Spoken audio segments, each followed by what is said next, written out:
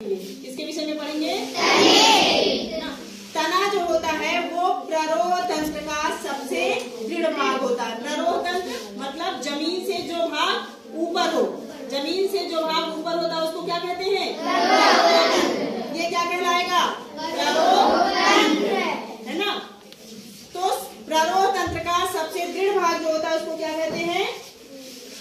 तना। क्या कहते हैं? इसे हम स्तंभ भी कहते हैं और क्या कहते हैं? स्टेम भी कहते हैं ना। जब ये पौधा छोटा होता है, जब ये पौधा कैसा होता है? छोटा होता है, तब इसके तने कोमल होते हैं, है ना, कोमल होते हैं ना, और कमजोर होते हैं।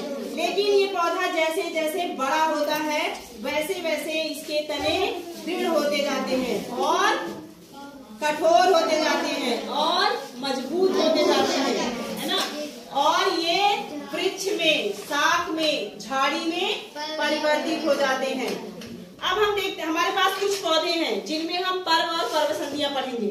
हमारे पास कुछ पौधे हैं जिनमें हम पर्व और पर्व संधियां पढ़ेंगे। ये हमारे पास बांस का पौधा है ना। बांस में देखो जो गांठ जैसी संरचना दिख रही है, 1 2 3 4 5 6, है ना। ये गांठ जैसी जो संरचना दिख रही है इसको हम क्या कहते हैं? क्या कहते हैं? अब दो पर्व संधि के बीच के स्थान को पर्व कहते हैं, है ना। ये दो पर्व संधि है, इसके बीच का जो स्थान है इसको क्या कहेंगे? पर्व। तो ये किसका पौधा है? बांस का, है ना। इसी तरह से ये हमारे पास क्या है? गन्ने का पौधा है। इसमें देखो 1 2 3 4 5 6 7 8 9, इसमें कितनी पर्व संधियां हैं? 9। अब दो पर्व संधियों के बीच का स्थान क्या कहलाएगा? पर्व। क्या कहलाएगा?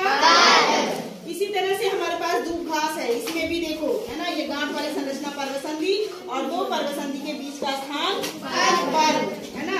ये भी हमारे पास एक घास है, देखो इसमें भी ये जो गांठ वाली संरचना है ये क्या कहलाएगी? पर्व संधि। और दो पर्व संधि के बीच का स्थान पर्व, है ना। ये किसका पौधा है? मक्के का, है ना। मक्के के पौधे में भी पर्व और पर्व संधियां पाई जाती हैं। ये देखिए, ये गांठ वाली संरचना क्या कहलाएगी? पर्व संधि। यहाँ देखो है 2 पर्व संधि, 3 पर्व संधि, है ना। 2 पर्व संधि के बीच का स्थान क्या कहलाएगा? पर्व। इस तरह से आज हमने तने में पर्व और पर्व संधि को देखा, है ना। अब तो पहचान जाएंगे ना आप लोग।